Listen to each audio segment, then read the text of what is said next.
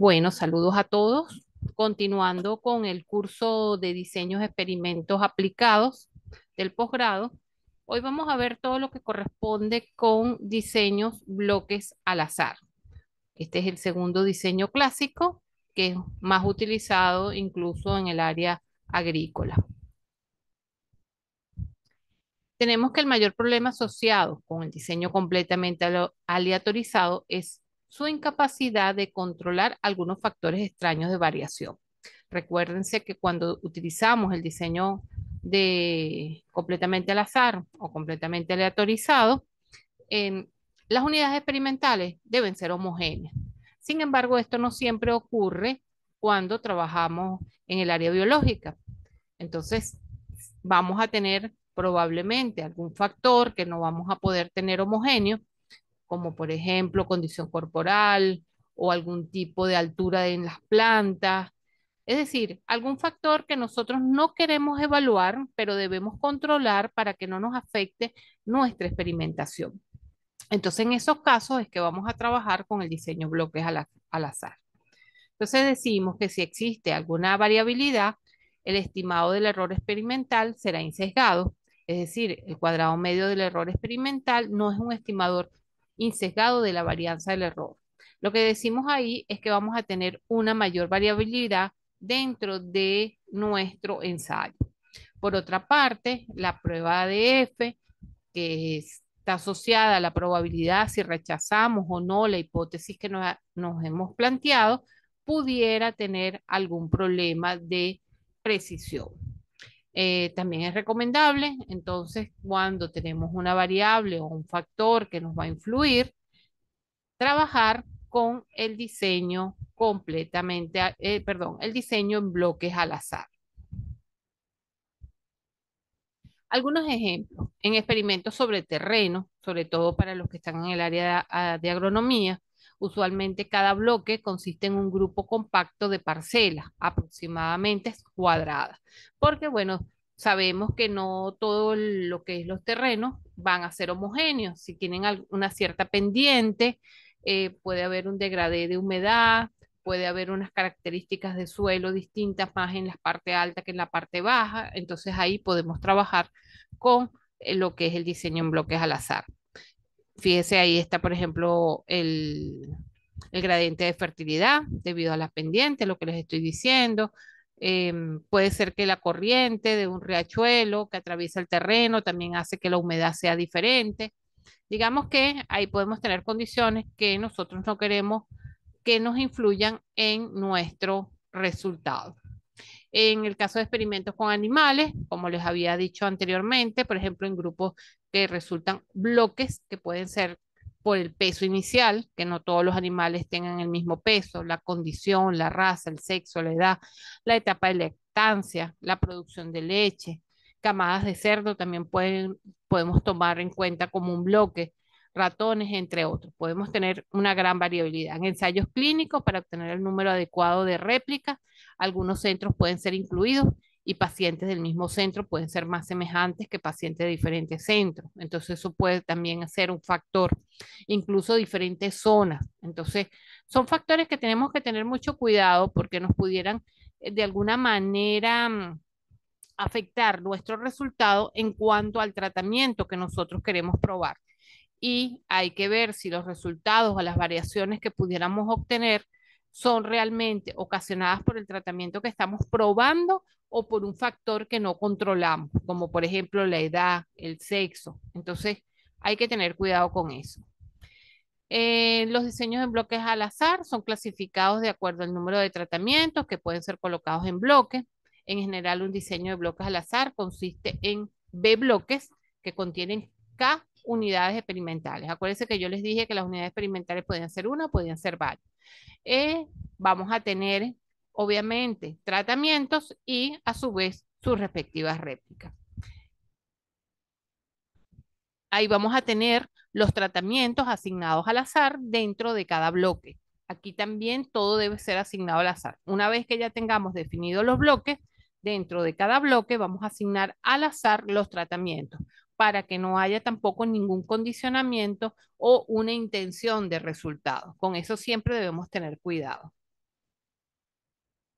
Entonces, tenemos como un resumen.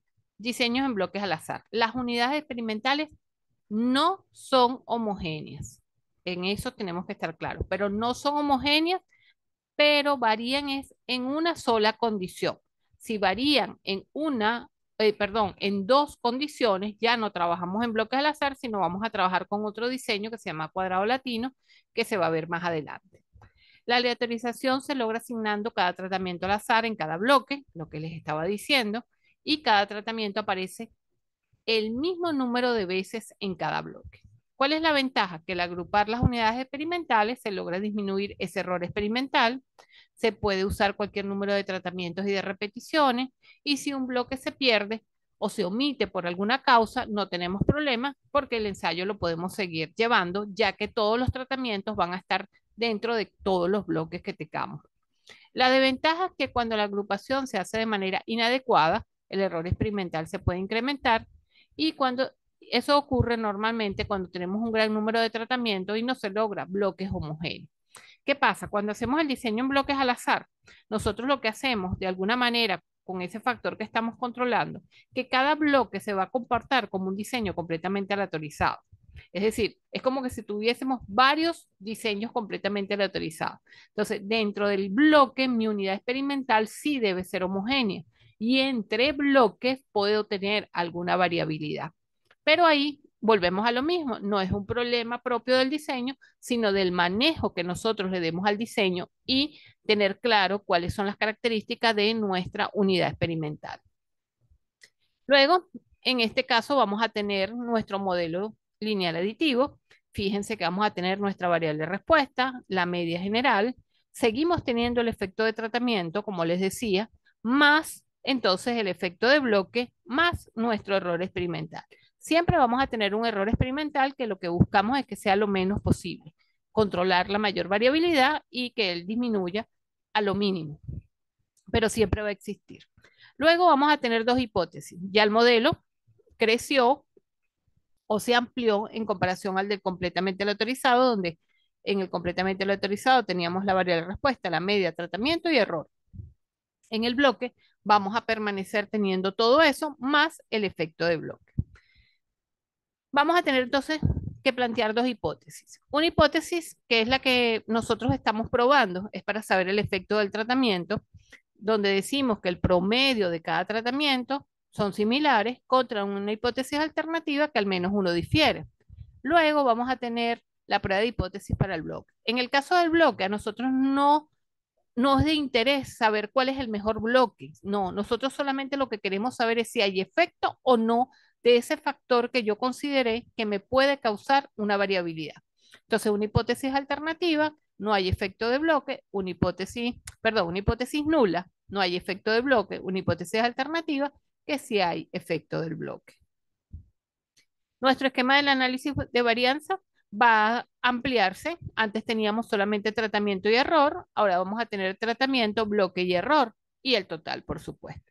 Como vamos a tener dos pruebas de hipótesis, una va a ser el cuadrado medio del tratamiento entre el cuadrado medio del error contra otra hipótesis que va a ser el cuadrado medio del bloque entre el cuadrado medio del error.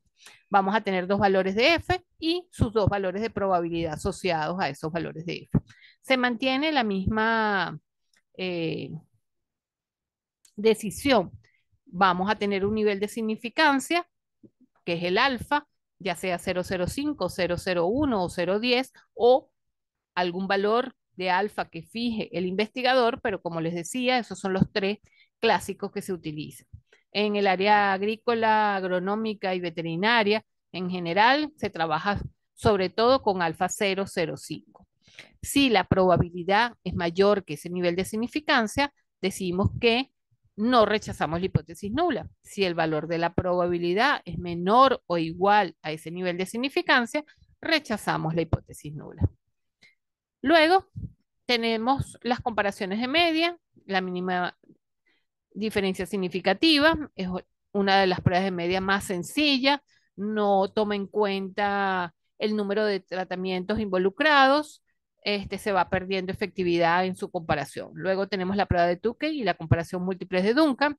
Estas sí toman en cuenta el número de tratamientos que están involucrados, así como si tenemos igual o no diferente número de repeticiones por tratamiento. Ambas son más potentes que una diferencia significativa. Tukey, a su vez, es un poco más estricta que la prueba de Duncan. La más utilizada en el área nuestra es la prueba de Duncan.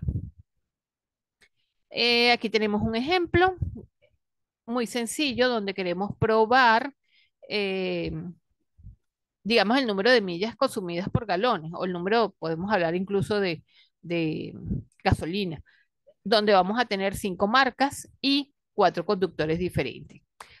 Yo no quiero escoger cuál es el mejor conductor, sin embargo, sí quiero escoger cuál es la mejor marca, pero sabemos que el conducir un vehículo va a depender del conductor que lo haga. Entonces, para nosotros, el conductor es un factor que nos puede influir o incluir una variabilidad en nuestro ensayo. Entonces, tenemos que nuestro tratamiento es escoger cuál es la mejor marca, la que menos gasoil o gasolina consuma y controlar el conductor, porque no es lo mismo que una marca me la maneje el conductor uno o el conductor 2. Entonces, por eso, todas las marcas van a ser manejadas por todos los conductores, de manera que nosotros podamos controlar esa variabilidad.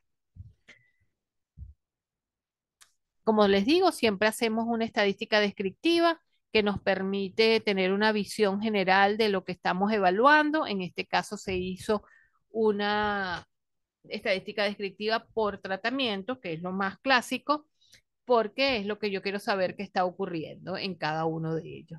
Y bueno, ahí tenemos los valores de tamaño de la muestra, la media, la varianza, el valor mínimo y máximo, el coeficiente de variación, y ya más o menos nos puede dar una idea de cuál es la marca que menos se consume o más se consume.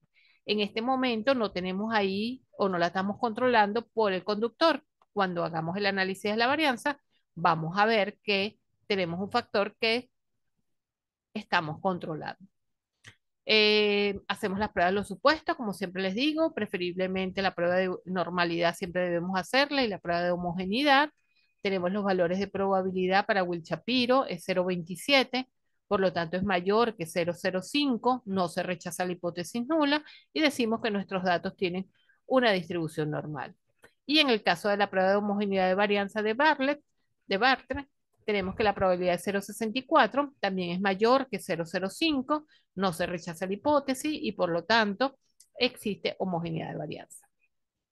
Procedemos luego a hacer nuestro análisis de varianza y tenemos entonces que el conductor es mi bloque, la marca es mi tratamiento y el error que siempre vamos a tener. Cuando calculamos los valores de probabilidad, tenemos que para el caso del conductor la probabilidad es 0,0045, es decir, es menor que 0,05. Por lo tanto, decimos que sí existe un efecto del conductor y sí existe efecto de bloque. Quiere decir que nuestro diseño fue bien escogido y que ese factor que nosotros considerábamos que nos podía dar un efecto de variabilidad es así. Luego nos vamos a la marca, que sería nuestro tratamiento y es el que nosotros queremos decidir y recomendar. Vemos el valor de la probabilidad es 0,0124, también es menor que 0,05, por lo tanto, aquí sí vamos a decir que existen diferencias significativas entre los promedios de consumo de gasoil en las marcas evaluadas.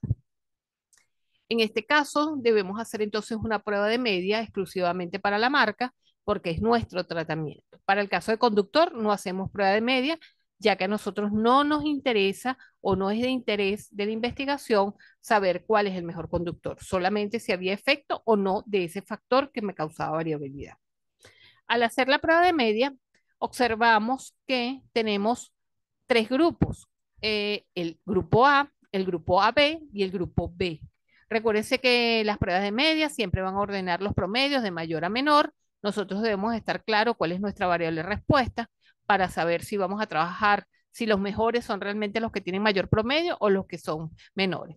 Me explico. Si estuviésemos trabajando mortalidad, nosotros queremos que sea la menor mortalidad de, por ejemplo, de aves. Entonces, nuestros promedios hacia abajo van a ser los mejores.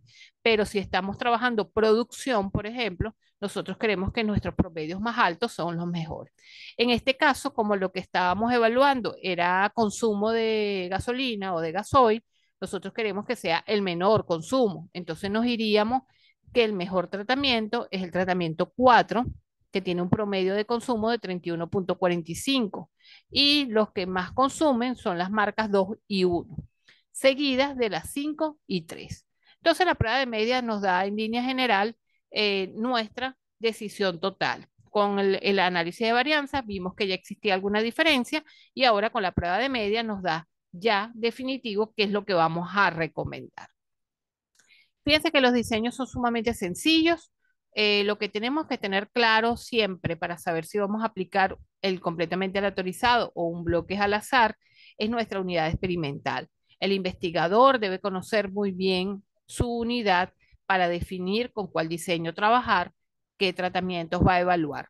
Y por su parte, el estadístico le va a hacer muchas preguntas para saber si realmente las unidades experimentales que está utilizando son homogéneas o no, o si hay un factor que pudiera tener una variabilidad o no, para poder determinar realmente cuando se evalúa el tratamiento que sí podamos detectar esa diferencia o no que exista entre los promedios que se obtienen de los diferentes tratamientos.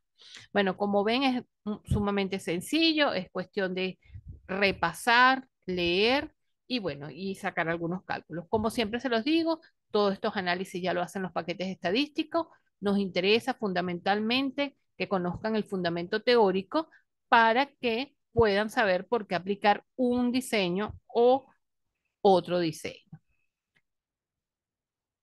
Para cerrar, les dejo algunos ejemplos que ustedes pueden revisarlo para determinar ahí quién es el tratamiento, quién es el bloque, cuántas repeticiones tenemos en cada uno y pueden con ellos practicar sin ningún problema. Y bueno, y como siempre les dejo un mensaje, el éxito es la suma de pequeños esfuerzos que se repiten cada día. Eso es sumamente importante. A veces pensamos que lo que hemos hecho no nos ha dado los resultados, pero recuérdense que la suma de todo eso es lo que vamos a ver finalmente plasmado. Bueno, cualquier duda, como siempre les digo, estoy a la orden y quedamos pendientes para el siguiente tema.